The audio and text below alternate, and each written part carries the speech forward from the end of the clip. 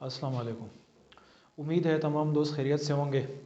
कुछ दोस्तों ने एफटीएस, एनटीएस और ईटा के एमसीक्यूज़ के बारे में बात की है कि बहुत सारे एमसीक्यूज़ ऐसे हैं जो कि बहुत ज़्यादा कन्फ्यूजन वाले हैं और हल करने में हमें बहुत मुश्किलात हैं। कुछ एमसीक्यूज़ आप हमें बता दें और उनको हल करने का तरीका भी बताएं कि कहाँ पे कौन सा प्रीपोजिशन हम लगाएंगे। तो मैंने कुछ एमसीक्यूज़ नोट किए हैं जो रिपीट होते हैं, अक्सर आते हैं, या कुछ दोस्तों ने मुझे भेजें तो वो मैंने एक पेज पे लिखे। कोशिश करेंगे कि आपकी जो कन्फ्यूज़न है वो हम हल करें।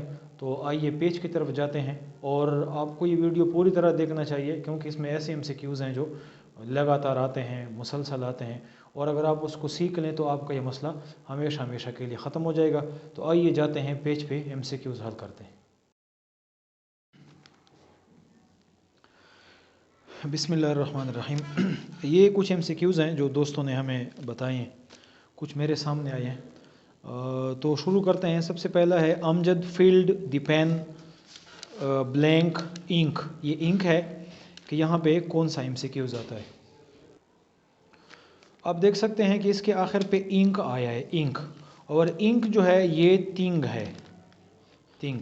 और इसी तरह अगर फीलिंग है किसी चीज़ की, फीलिंग, और वो फीलिंग किसी तिंग के साथ हुई है तो हम वहाँ पे विद लगाते हैं।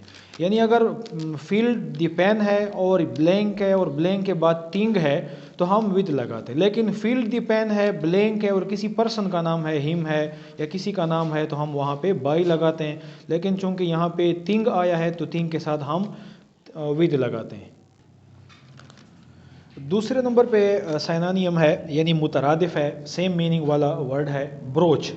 ब्रोच कहते हैं किसी चीज़ की वजाहत को, या यानी कोई चीज़ वाज़े हो जाए, साफ़ हो जाए।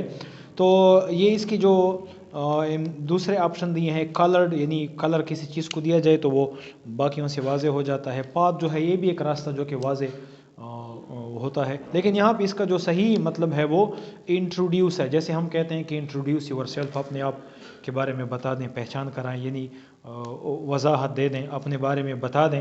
तो ब्रोच की जो साइनानियम है वो इंट्रोड्यूस है। Give cold shoulder. Give cold shoulder की मानी है सर्द मोहरी, यानी किसी की मदद नहीं करना। जैसे आपने गर्मजोशी देखा है, गर्मजोशी से इस्तेकबाल देखा है, और दूसरी साइड पे आपने इसका अपोजिट देखा है, जैसे यानी जहाँ पे किसी चीज़ की तरफ तवज्जो कम दी जाती है तो उसको कोल्ड। देखो, गिव शोल्डर, गिव शोल्डर का मतलब है किसी को सपोर्ट देना। लेकिन अगर गिव कोल्ड शोल्डर है, कोल्ड शोल्डर है, तो कोल्ड शोल्डर की मानी है कि यानी आपने उसको कंधा तो दिया है लेकिन उसमें गर्मजोशी नहीं है, सर्द मोहरी है। तो इसकी मानी है दूसरे अल्फाज में कि यानी इग्नोर करना, यानी किसी को तवज्जो ना देना। इसी तरह हेल्प, सपोर्ट वगैरह लिखे हैं, लेकिन ये इसके सेम मीनिंग में आते हैं और इस अपोजिट में आते हैं। आई एम गेटिंग आउट, खाली जगह दी बस। जब आप किसी चीज़ से निकलते हैं, मोमेंट करते हुए किसी चीज़ से निकलते हैं, आते हैं, तो वहाँ पे आउट के साथ, यानी उस चीज़ के साथ, यानी बस से निकलते हैं, रूम से निकलते हैं, घर से निकलते हैं, ऑफिस से निकलते हैं, गाड़ी से निकलते हैं, और गेटिंग आउट का लफ्ज़ आया हुआ है तो गेटिंग आउट के साथ प्रीपोजिशन हमेशा ऑफ आता है। यहाँ पे जो आउट है ये भी एक प्रीपोजिशन है, लेकिन ये गेटिंग के साथ आया है। तो आप ये नहीं कह सकते कि आउट भी प्रीपोजिशन है, ऑफ भी प्रीपोजिशन है। ये ऑफ जो है ये आपकी प्रीपोजिशन है, ये आपकी पोजीशन को शो करता है, जबकि गेटिंग आउट जो है ये आपकी एक्शन है। इसी तरह you are jealous of my brother, यानी जेलियस, जब आप किसी पर्सन से जेलियस फील करते हैं, हसद फील करते हैं, तो उस के लिए प्रीपोजिशन जो यूज़ होता है वो हमेशा के लिए ऑफ यूज़ होता है। Salim insisted on, insisted on किसी चीज़ पे ज़ोर देना, किसी चीज़ पे ताकीद करना, इंसिस्टेड के साथ हमेशा के लिए जो है ऑन आता है। इसके बाद ही always keeps on, keeps on ये आपका मेन वर्ब है। और जब आपका मेन वर्ब यहाँ पे प्रेजेंट सिंपल में आता है तो हम इसके बाद जो लफ्ज़ लगाते हैं वो जेरेंड फॉर्म लगाते हैं, यानी ये जेरेंड फॉर्म कहते हैं। यानी एक वर्ब है और इसके साथ आईएनजी फॉर्म लगा हुआ है, और यहाँ पे ये एक नाउन की हालत में आया हुआ है। ये आपका मेन वर्ब है। जब मेन वर्ब प्रेजेंट सिंपल में आता है तो हम उसके बाद खाली जगह में हमेशा के लिए जेरेंड फॉर्म लगाते हैं। टेकिंग एक्सरसाइज जो है ये एक जेरेंड फॉर्म में है। इसी तरह दिपियन रेंग दी बेल, इसकी पैसिव वॉइस है। पैसिव वॉइस आपको पता है कि ये जो सेंटेंस है ये पास्ट सिंपल में, और पास्ट सिंपल में जब आप इसको कन्वर्ट करते हैं तो वहाँ पे हेल्पिंग वर्ब आपका वाज आता है। अगर सब्जेक्ट ऑब्जेक्ट सिंगल है तो इसके साथ हेल्पिंग वर्ब आपका वाज आएगा, और अगर ये प्लूरल है तो वर आएगा। तो हम देखते हैं ये पैसिव वॉइस ऐसे होगा कि द बेल वाज, तो ये और वर्ब की तीसरी फॉर्म आएगी, ये सेकंड फॉर्म है, पैसिव वॉइस में तीसरी फॉर्म आएगी, और द बेल जो है ये स्टार्ट में आएगा और बेल के साथ वाज आएगा, क्योंकि ये प्रेजेंट सिंपल में है। जब प्रेजेंट सिंपल वाले को हम पैसिव वॉइस में चेंज करते हैं तो हेल्पिंग वर्ब वाज वर लगता है। तो द बेल वाज रंग बाय द पियन, ये थर्ड फॉर्म है, ये वाज है और ये आपका ऑब्जेक्ट यहाँ से फर्स्ट जगह। तो द बेल वाज रंग by the peon. Translate the sentence into Urdu, ये सिंपल सी बात है, हर जगह पे लिखा भी होता है कि जब आप किसी चीज़ को एक से दूसरे सब्जेक्ट में या लैंग्वेज में ट्रांसलेट करते हैं तो इनटू आता है। There is no heir to the throne, यानी यहाँ पे हायर जो है इसके साथ हमेशा के लिए टू का लफ्ज़ इस्तेमाल होता है। शी हैज़ बीन सिंगिंग खाली जगह माई मैरिज, ये पास्ट परफेक्ट कंटिन्यूस का जुमला है, प्रेजेंट परफेक्ट कंटिन्यूस का सेंटेंस है जिसमें सिंस फार का इस्तेमाल होता है। सिंस का इस्तेमाल एक फिक्स टाइम के लिए होता है और एक इवेंट के लिए होता है, और फार का इस्तेमाल एक ड्यूरेशन के लिए होता है। लेकिन चूंकि इसमें माई मैरिज जो है ये एक इवेंट है, बेशक यहाँ पे एक ख़ास टाइम का जिक्र नहीं है लेकिन ये ख़ास इवेंट है। जब भी किसी सेंटेंस में किसी इवेंट का जिक्र होता है और ये वाला काम इस इवेंट से शुरू है, यानी शादी से ये गाने गा रही है, तो शादी जो है ये एक फिक्स टाइम पे हुआ है, ये एक फिक्स इवेंट है, तो आप फिक्स इवेंट के साथ भी सिंस लगाएंगे। अगर यहाँ पे किसी ऐसे टाइम का नाम है जो कि एक दौरानिया है, एक ड्यूरेशन है, जैसे 3 मंथ है, 1 डे है, 4 ईयर्स है, मैनी ईयर्स है, तो हम फार लगाते हैं। और अगर यहाँ पे किसी साल का नाम है 1948 है, 2020 है, या मंडे है, या जनवरी है, या घड़ी वाला कोई टाइम है 3 o'clock 5 o'clock, फिर हम सिंस लगाते हैं। लेकिन इसके अलावा अगर आपके पास इवेंट का नाम आ रहा है, जैसे माई मैरिज है, माई बर्थडे है, डेथ है, या और कोई इवेंट है, तो उस इवेंट के साथ भी हम हमेशा के लिए सिंस लगाते हैं। सिनोनिम ऑफ आउट क्लास जो है, आउट क्लास, तो इसका जो मुतरादिफ है वो सरपास है। इसके अलावा और हेडमास्टर इज सीनियर खाली जगह हिम, ये जो सीनियर है, सीनियर आपको इसके बारे में पता होना चाहिए कि ये सीनियर क्या है। ये हमारे पास 6 से 7 ऐसे वर्ड हैं जिनको हम फ्रेश एडजेक्टिव कहते हैं। जब भी जुमले में फ्रेश एडजेक्टिव आता है तो उसके फौरन बाद ब्लैंक में हम प्रीपोजिशन लगाते हैं टू, और आपके टू लगाने से वो प्रीपोजिशन जो है पूरा हो जाता है। ये हमारे पास फ्रेश एडजेक्टिव है, सीनियर है, जूनियर है, सुपीरियर है, प्रायर है, प्रेफर है, इन्फीरियर है, बस यही वर्ड्स हैं फ्रेश एडजेक्टिव। और जब भी ये फ्रेश एडजेक्टिव जुमले में आता है, अगर उसके बाद ब्लैंक आता है तो आप उसके साथ सिर्फ टू लगाएंगे, और टू के आने से आपका ये ब्लैंक सही हो जाएगा। जैसे दिस ग्लास इज सुपीरियर, तो आगे ब्लैंक है तो आप टू लगाएंगे। यानी वैसे तो जहन में आता है कि सुपीरियर देन, लेकिन चूंकि वो देन वाला नहीं है, ये फ्रेश एडजेक्टिव है, तो इनके साथ हम टू लगाते हैं। आई एम जूनियर हर, ये ब्लैंक है तो जूनियर टू हर। इसी तरह आई प्रेफर टी, तो प्रेफर है, प्रेफर के साथ आप प्रेफर टी टू काफ़ी, अक्सर ये जुमला तकरीबन टेस्टों में आता है। तो जब भी आपके पास ऐसे वर्ड्स आते हैं और उनमें ब्लैंक आता है तो हम उसके साथ क्या लगाते हैं, टू लगाते हैं। इसके बाद जैसे यहाँ पे और हेडमास्टर इज सीनियर हिम, तो सीनियर टू हिम, ये फ्रेश एडजेक्टिव है, फ्रेश एडजेक्टिव के बाद हमेशा टू आता है।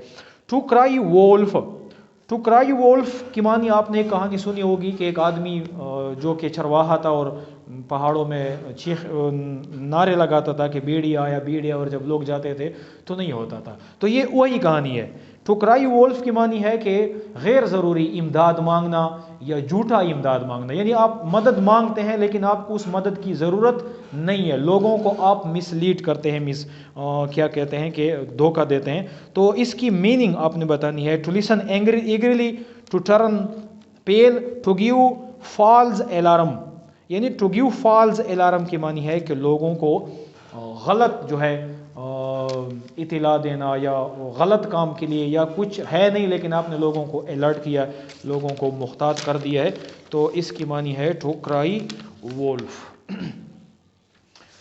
इसके बाद जो है, अच्छा इसके बाद है he was amazed her misbehaviour. Amazed की मानी है हैरान हो जाना किसी की बिहेवियर पे, तो अमेजिंग के साथ हमेशा के लिए हम 8 लगाते हैं, यहाँ पे 8 ठीक है। माई फादर इज़ SHO, यहाँ पे आर्टिकल आता है SHO, और यहाँ पे आपका सही आर्टिकल जो है वो N है। N इसलिए है कि हम जब N लगाते हैं तो इस वर्ड को देखते हैं, इसको, कि अगर इसका पहला लेटर यानी ये अलिफ की आवाज़ दे रहा है और सिंगल है तो हम यहाँ पे N लगा सकते हैं, और अगर ये अलिफ की आवाज़ नहीं दे रहा तो और सिंगल है लेकिन फिर हम यहाँ पे N नहीं लगाते हैं। अक्सर लोग ये सोचते हैं कि यहाँ पे N तो उस वक्त लगता है जब यहाँ वावल हो, वो बात ठीक है, लेकिन अगर एब्रीविएशन है और एब्रीविएशन का पहला लेटर जो है वो अलिफ साउंडेड है तो फिर भी, और सिंगल भी है, तो हम वहाँ पे N लगाते हैं। तो S को आप देखें ना, S को अगर आप उर्दू में लिखें तो ये अलिफ की आवाज़ दे रहा है, अलिफ से शुरू हो रहा है, तो ये सिंगल भी है और वावल की आवाज़ दे रहा है, अलिफ की आवाज़ दे रहा है, इसलिए हम इससे पहले N लगाते हैं। इसी तरह की टेस्टों में FA आता है, MA आता है, SDO आता है, एक्सन आता है, तो उसके बाद आपने इसको लगाना है N अगर वो सिंगल है। इसके बाद है अपोजिट ऑफ लुमिनियस, ये साइंस टीचर को अक्सर पता है, यानी जो ट्रांसपेरेंट होता है या उसकी रोशनी होती है तो उसका अपोजिट सिंपल सी बात है डिम है। This was very nice of them, यानी जब किसी चीज़ की अच्छाई कि वो बहुत अच्छा था या बहुत अच्छा है, तो नाइस के बाद अब अगर किसी पर्सन का नाम आता है नाइस के बाद तो हम वहाँ पे ऑफ लगाते हैं। जब भी किसी के अच्छे होने की बात होती है कि यानी वो बहुत अच्छा था, उनके अखलाक बहुत अच्छे थे, तो नाइस है और नाइस के बाद किसी पर्सन का जिक्र हो रहा है तो हम वहाँ पे ऑफ लगाते हैं। We killed a snake blank stick, देखो यहाँ पे फिर वो पहले वाली बात है कि यहाँ पे इस सब्जेक्ट ने काम किया है, सांप को मारा है, सांप को मारा है, सांप को किस चीज़ के साथ मारा है। यहाँ पे मारने के लिए 2 चीज़ें ज़रूरत होती है, एक पर्सन और एक उसके साथ कोई स्टिक या कोई चीज़। अगर यहाँ पे पर्सन आया यानी वी किल्ड अ स्नेक खाली जगह हिम देम यू वगैरह, तो यहाँ पे आएगा बाय, अगर पर्सन का जिक्र है। लेकिन अगर यहाँ पे स्टोन है या यहाँ पे गन है या यहाँ पे स्टिक है, यानी किसी चीज़ से मारा है, किसी चीज़ का जिक्र है, तो हम यहाँ पे लगाएंगे विद, क्योंकि ये काम किसी चीज़ के ज़रिए से हुआ है।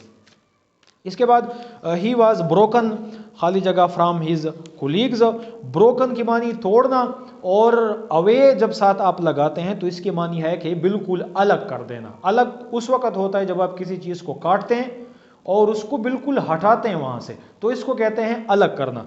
तो इस जुमले के मानी है कि उसको दोस्तों से अलग कर दिया, जुदा कर दिया है, दूर कर दिया है। तो ब्रोकन की मानी तो ठीक है, काट तो दिया लेकिन दूर नहीं किया, तो फिर ब्रोकन अवे नहीं आता, लेकिन उसको दोस्तों से दूर कर दिया तो यहाँ पे आपका ब्रोकन अवे आएगा।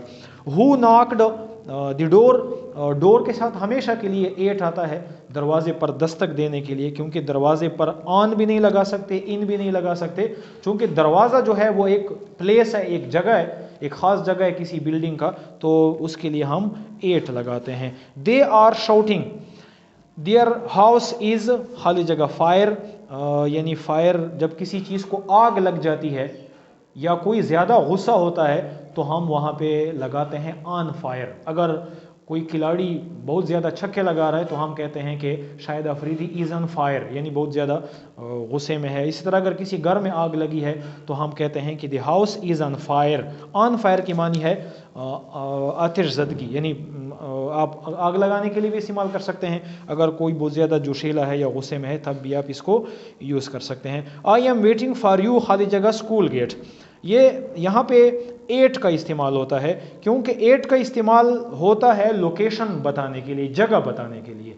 और स्कूल गेट जो है ये स्कूल के साथ, स्कूल के लिए एक ख़ास जगह है, तो ख़ास जगह को ज़ाहिर करने के लिए, एक लोकेशन बताने के लिए हम यहाँ पे 8 लगाएंगे। अगर आप कहते हैं कि I am waiting for you खाली जगह बस स्टॉप, एयरपोर्ट, हॉस्पिटल, चौक वगैरह वगैरह, किसी भी जगह का नाम आप यहाँ पे लिखेंगे तो आप यहाँ पे एट लगाएंगे, क्योंकि आप जब किसी का इंतज़ार कर रहे हैं तो एक ख़ास जगह पे कर रहे हैं और उसको आप वो जगह बता रहे हैं। तो जब आप जगह बताते हैं, लोकेशन मेंशन करते हैं, तो उसके लिए हम लगाते हैं एट।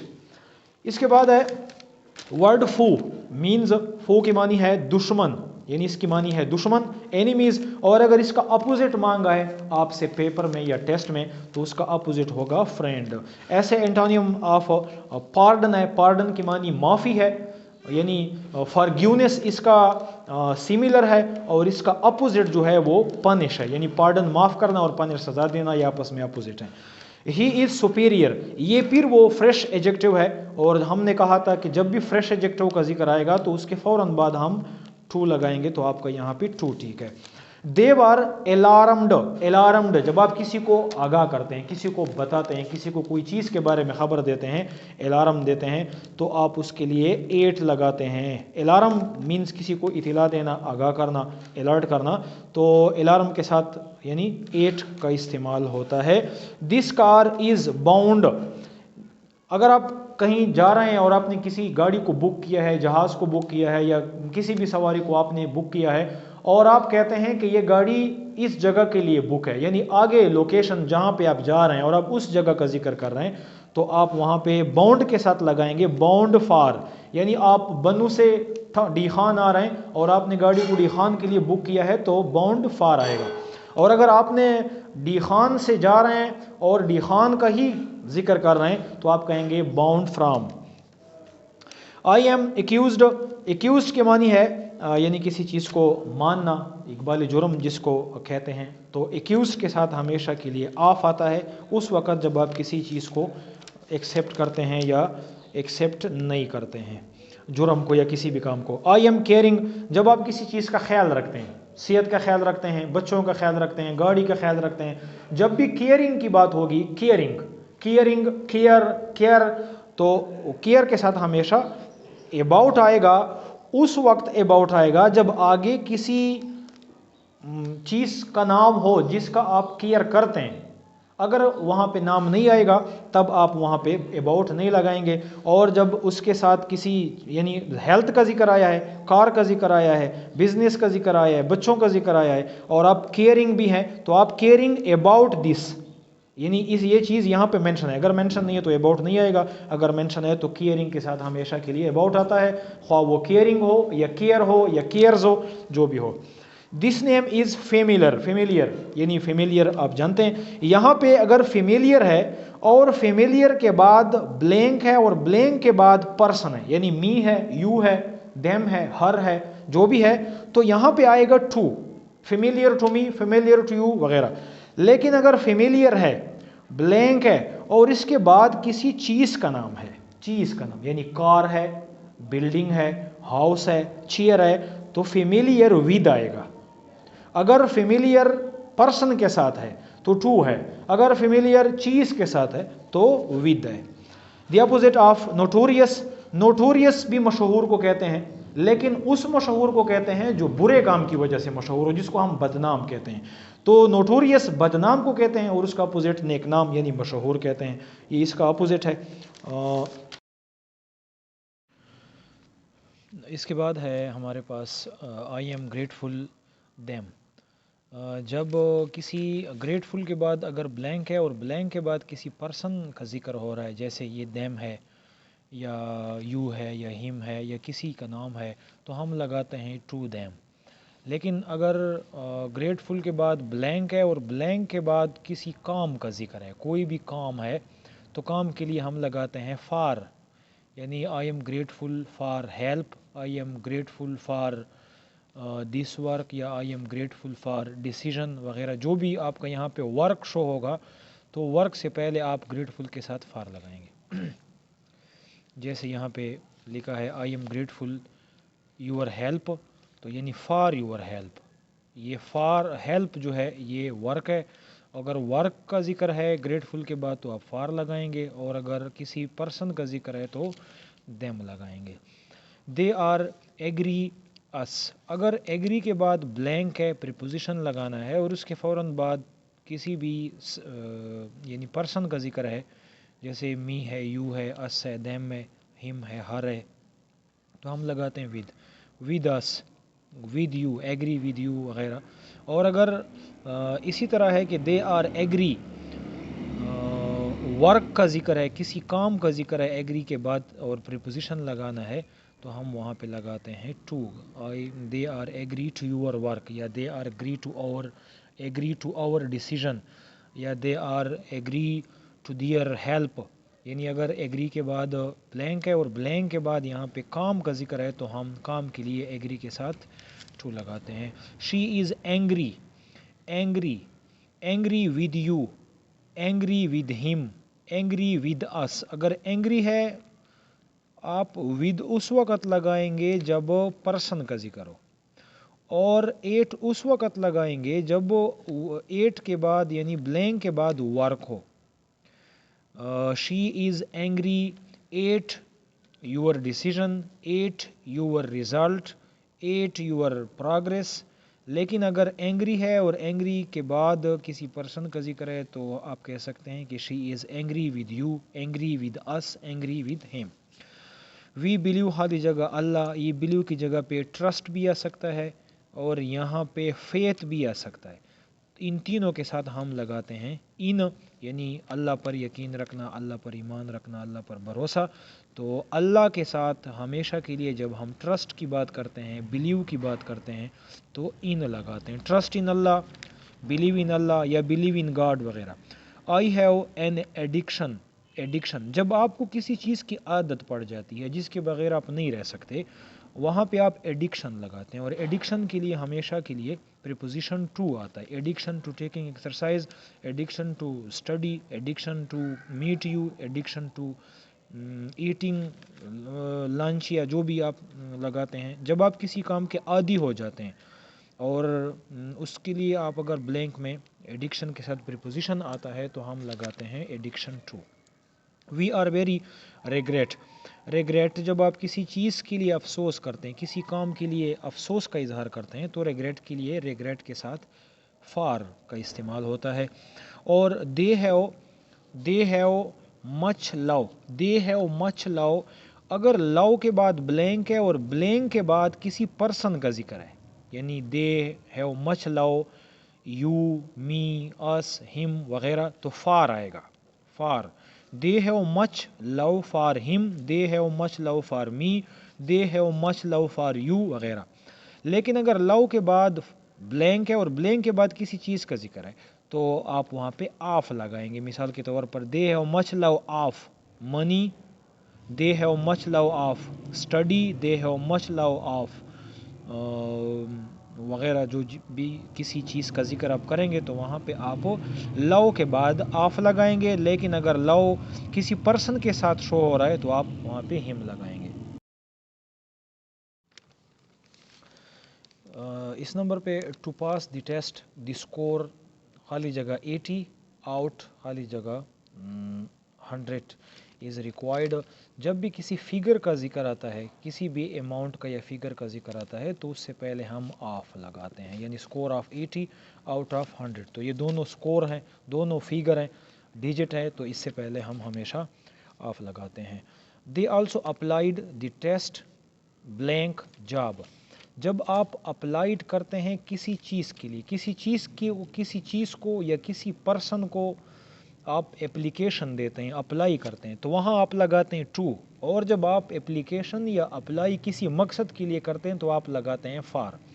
मिसाल हम कहते हैं कि application to the principal, application to the headmaster, application या अप्लाई टू दी टेस्ट, ये टेस्ट नेम है।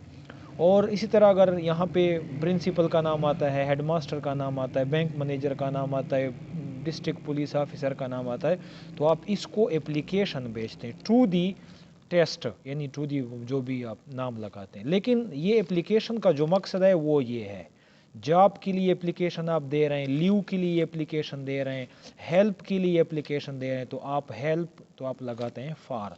मकसद के लिए आप हम लगाते हैं फार, और पर्सन के लिए या नाउन के लिए हम लगाते हैं to.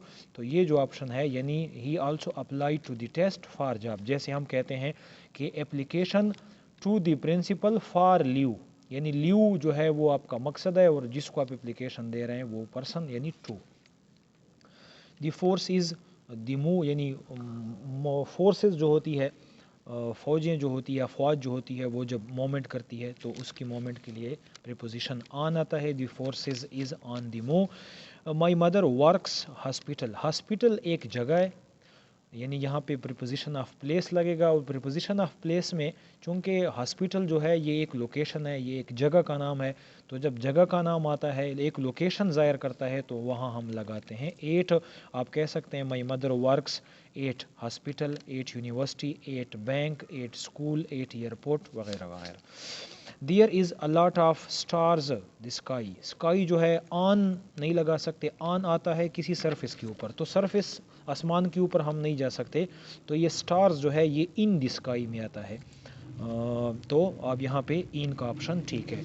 There are 60 minutes in खाली जगह आवर, ये जो आवर है इसके साथ यहाँ पे एन लगता है। एन इसलिए लगता है कि इस आवर में एच साइलेंट है और ये शुरू होता है ओ से। ओ चूँकि हमारा वावल है, अलिफ साउंडेड है, तो ये अलिफ से शुरू होता है और सिंगल भी है। जब अलिफ से शुरू हो और सिंगल हो तो उससे पहले हम एन लगाते हैं, यानी ये एच साइलेंट है, इसको हम नहीं पढ़ते। We live D I Khan खाली जगह द्राबन road.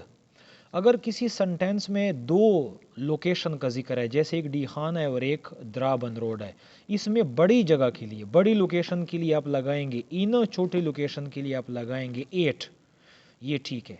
We live in D Khan, D Khan का रकबा बड़ा है द्राबन से, तो हम छोटे के लिए एट लगाते हैं, बड़े के लिए इन लगाते हैं। इसी तरह आप किसी भी जुमले में अगर एक ही जगह का जिक्र है तो आप वहाँ पे इन लगाते हैं, सिटी या ऐसे, लेकिन अगर दो का है तो आप बड़े में इन और छोटे में एट लगाएंगे। द ट्रेन गोज़ खाली जगह टनल, यहाँ पे सही ऑप्शन थ्रो है। थ्रो का इस्तेमाल वहाँ पे होता है जब कोई किसी चीज़ की मोमेंट सुराख से हो, यानी जैसे टनल जो है ये एक सुराख है और इससे ट्रेन गुजरता है, तो यहाँ पे थ्रो द टनल आएगा। इसी तरह आप देखें पाइप है, पाइप एक सुराख नुमा है और इसमें से जब पानी बहता है तो हम कहते हैं कि water flows through the pipe, यानी पाइप आप सुराख है। इसी तरह अगर आप खिड़की जो है, जो कि गोल टनल नुमा है, सुराख है, इनमें से अगर कोई चीज़ आप गुजारते हैं, जैसे आप कह सकते हैं कि I get out throw the window. Throw the window means कि आप उस सुराख से होके बाहर निकले हैं, तो यहाँ पे थ्रो ठीक है। ही बाट द शूज़ खाली जगह आर एस 800। जब भी करेंसी का जिक्र आता है, करेंसी का, पैसों का जिक्र आता है, तो हम उस करेंसी के लिए फार का इस्तेमाल करते हैं। ये तो हो गया है। इसके बाद है he is died of, he is died खाली जगह हेडेक। देखो डेथ जो है, डेथ दो किस्म का होता है। अगर डेथ किसी बीमारी की वजह से है, यानी ये हेडेक है या यहाँ पे मलेरिया है या कोलरा है या टाइफाइड है या कैंसर है, तो बीमारी के लिए जब बीमारी से डेथ हो तो उस डेथ के साथ हम डाइट के साथ हम लगाते हैं ऑफ।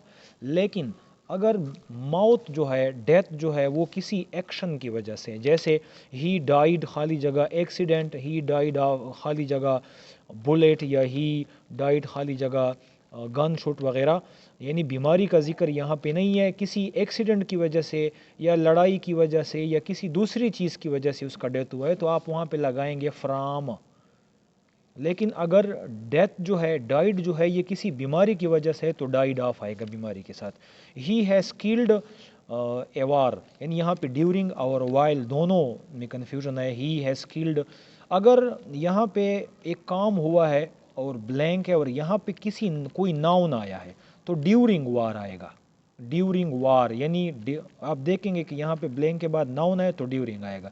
लेकिन अगर यहाँ पे ब्लैंक है और आगे कोई वर्ब है, वर्ब कोई एक्शन है और ड्यूरिंग और वाइल आपको दिया है, तो यहाँ पे आप लगाएंगे while.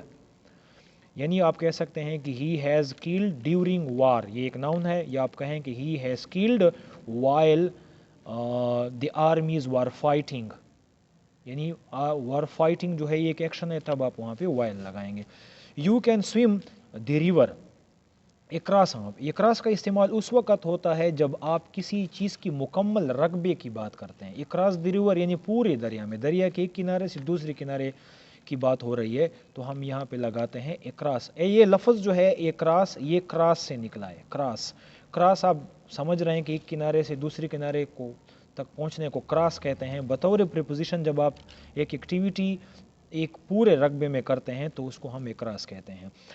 We threw the ball the well, ये यहाँ पे इनटू आता है। इनटू का इस्तेमाल उस वक़्त होता है जब किसी चीज़ की मोमेंट चार दीवारी की तरफ होती है, चार दीवारी के अंदर होती है। यानी एक चीज़ मोमेंट कर रही है और उसकी मोमेंट चार दीवारी की तरफ है। यानी यहाँ पे वाल जो है, सॉरी वेल जो है, वेल कुआं, इसकी चार दीवारी होती है और पत्थर जो है ये बाहर से मोमेंट करते हुए इस चार दीवारी में आ रहा है, तो इसलिए हम यहाँ पे इनटू लगाते हैं। They went and searched the house, यहाँ पे अराउंड आएगा। अराउंड ठीक है क्योंकि घर के इर्द गिर्द, अगर किसी चीज़ की मोमेंट दूसरी चीज़ के गिर्द है, यानी वो मोमेंट कर रहा है और वो मोमेंट स्ट्रेट नहीं है, वो मोमेंट गिर्द है, गोल है, तो हम उसके लिए कहते हैं अराउंड दी हाउस या अराउंड द स्कूल या अराउंड द टेबल, क्योंकि वो चीज़ उसकी मोमेंट जो है वो गोल होती है, चार दीवारी की गिर्द होती है। जैसे कि ये लफ्ज़ राउंड है और प्रीपोजिशन के तौर पे ये अराउंड लगता है। इसके बाद ही fell down, I fell down when stepped, खाली जगह द रूफ, यहाँ पे ऑन टू आता है जब आपकी मोमेंट किसी सरफेस की तरफ हो, यानी आप सरफेस की तरफ ऊपर की, यानी ऑन सरफेस के लिए इस्तेमाल होता है। टू जो है आगे, जब आपकी मोमेंट भी हो और आपकी मोमेंट किसी प्लेन एरिया की तरफ हो तब हम लगाते हैं। चूंकि रूफ जो है ये प्लेन है और हम प्लेन की तरफ बढ़ रहे हैं, मोमेंट कर रहे हैं, तो यहाँ पे ऑन टू का इस्तेमाल ठीक है। द बॉय इज़ रनिंग, खाली जगह द रिवर बैंक, दरिया जो है उसका किनारा सीधा होता है और अगर आप किसी, आपकी मोमेंट जो है सीधी है, किसी दीवार के साथ है, किसी रोड के किनारे है, किसी दरिया के किनारे है, तो हम वहाँ पे लगाते हैं एलॉन्ग, यानी ये जो बच्चा मोमेंट कर रहा है ये दरिया के किनारे के साथ सीधा जा रहा है, तो हम यहाँ पे एलॉन्ग लगाते हैं। The glass was broken pieces, जब भी कोई चीज़ टूटती है और पीसेस में आती है तो तब लगता है इन टू पीसेस, यानी इन पीसेस नहीं आता। I am afraid the dog, जब भी अफ्रेड का जिक्र आता है तो अफ्रेड के लिए ऑफ का इस्तेमाल आता है। अफ्रेड के साथ हमेशा के लिए हम ऑफ का इस्तेमाल करते हैं, तो यहाँ पे भी अफ्रेड ऑफ आएगा। और इसके बाद है I M amazed, I am amazed what you did. I am amazed, जब अमेज्ड का जिक्र आता है और अमेज्ड के बाद वर्ब है, ये वर्ब है, verb did, what you did. अगर अमेज्ड आया है और अमेज्ड के बाद आपको जुमले में कहीं पे वर्ब भी नज़र आ रहा है तो आप लगाएंगे अमेज्ड बाय। और अगर वर्ब नहीं है, किसी नाउन है, नाउन आया हुआ है, तो आप अमेज्ड फॉर लगाएंगे। यू आर प्राउड मी, जब प्राउड का जिक्र आता है तो हम वहाँ पे proud of me, proud of you वगैरह। और अगर प्राइड आता है तो प्राइड के साथ हम प्रीपोजिशन इन लगाते हैं। The cake was distributed children, चूँकि यहाँ पे चिल्ड्रन प्लूरल है, प्लूरल ज़्यादा के लिए इस्तेमाल करते हैं, और जब आप किसी चीज़ को ज़्यादा में तकसीम करते हैं तो वहाँ पे बिटवीन नहीं बल्कि एमॉन्ग आता है। अगर ये इस तरह होता कि टू चिल्ड्रन लिखे होते तो हम बिटवीन लिखते क्योंकि दो की बात होती, लेकिन चूंकि यहाँ पे ज़्यादा का जिक्र है तो हम एमॉन्ग लगाते हैं। द सन, खाली जगह इज़ द क्लाउड, यहाँ पे अबाउ ठीक है जब एक चीज़ किसी दूसरी चीज़ के ऊपर साकिन मौजूद हो, यानी एक चीज़ ऊपर है एक नीचे है, टच नहीं कर रहा और ऊपर अपनी जगह पे खड़ा है, तब इस ऊपर वाली चीज़ के लिए जो सन जैसे ऊपर हमारे सरों के ऊपर खड़ा है इसको हम एबाव लगाते हैं। The plane flies the roof, और अगर एक चीज़ मोमेंट कर रही है किसी दूसरी चीज़ के ऊपर और उसको टच भी नहीं कर रहा तो उसकी मोमेंट के लिए प्रीपोजिशन ओवर आता है। जैसे जहाज़ हैं हमारे सरों के ऊपर से जाते हैं लेकिन हमें टच नहीं करते, परिंदे हैं छतों के ऊपर से गुजरते हैं और इसको टच नहीं करते, यानी इनकी मोमेंट जो है ये नीचे चीज़ों के ऊपर से है लेकिन उसको टच नहीं करते। और ये ओवर उस वक्त यूज़ होता है जब ये चीज़ मोमेंट करती है इसके ऊपर से, और एबाव उस वक्त यूज़ होता है जब ये चीज़ मोमेंट नहीं करती, साकिन उसके ऊपर खड़ा होता है। दे गॉट मैरिड, खाली जगह द एंड ऑफ मंथ, यहाँ पे एट का इस्तेमाल होता है। एट द एंड और इन द एंड में कन्फ्यूजन यह है। एट द एंड उस वक़्त इस्तेमाल होता है जब किसी वक्त का, किसी इवेंट का, किसी गेम का, किसी फंक्शन का एंड हो जाता है, जैसे at the end of match, at the end of game, at the end of month, at the end of session वगैरह वगैरह, तब हम लगाते हैं एट द एंड। और दूसरा जो इन द एंड आता है वो बिल आखिर के लिए आता है कि in the end I decided या in the end I take part in exam. लेकिन अगर किसी, जैसे मंथ है, मंथ का आखिरी दिन ज़रूर आता है, साल का आखिरी दिन ज़रूर आता है, एग्ज़ाम का आखिरी दिन ज़रूर आता है, किसी भी काम का आखिरी वक्त आता है, उसके आखिर की बात जब आप करते हैं तो एट द एंड लगाते हैं। लेकिन अगर आप कहते हैं कि बिल आखिर या फाइनली मैंने ऐसे कर दिया, तब आप वहाँ पे लगाते हैं इन द एंड।